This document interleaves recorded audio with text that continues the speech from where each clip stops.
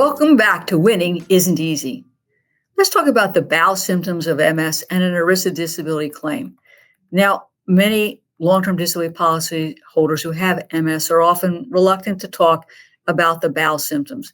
There's a stigma associated with bowel control. I mean, we've had it drilled into our heads since we were little kids that we have to maintain bowel control. And, if you've had an accident, you're embarrassed about it. And so you may be reluctant to talk about it. But that's important because 2/3 of MS patients have bowel symptoms.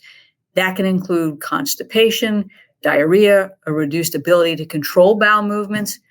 All of those things are important. Now, research shows that bowel symptoms are 4.6 times higher among women with MS than men.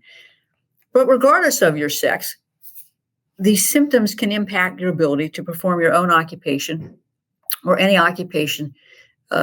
So you might therefore have a ERISA disability claim if you've covered. I know that you don't like to talk about those issues. Nobody wants to tell their doctor about these problems, that they can't control their bowels. But it's really crucial for several reasons. One, bowel symptoms are just one of the many disabling symptoms of MS. And your doctor needs to know about that, not only because of the progression of the disease, but for treatment options. But from an ERISA disability claim, you might have to use the restroom frequently. You might be in the restroom for more than 5 minutes at a time. You may have to stop presentations or meetings or even bring a change of clothes because of the nature of your bowel problems. All of that is really important in an ERISA disability claim. And of course, it's important for your doctor. There is a self-reported questionnaire form called the Neurogenic Bowel Dysfunction Test, NEBT, that's used by physicians to help screen patients who have bowel symptoms. And it can be a tool that can be used to avoid having that face-to-face conversation with your doctor.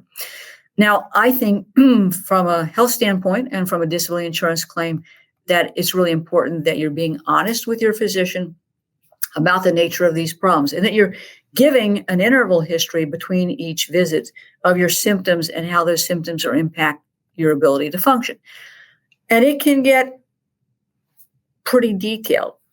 It might be that you, and quite frankly, you should be giving your doctor a history of whether you're having problems with diarrhea, how often you're having those problems, what the symptoms are before you have those episodes, how long the episode lasts, whether or not you eat or not eat before you have the symptoms, how long you're in the restroom, whether you continue to have pain after you've had a bowel movement, what impact that has on your ability to do things around your house.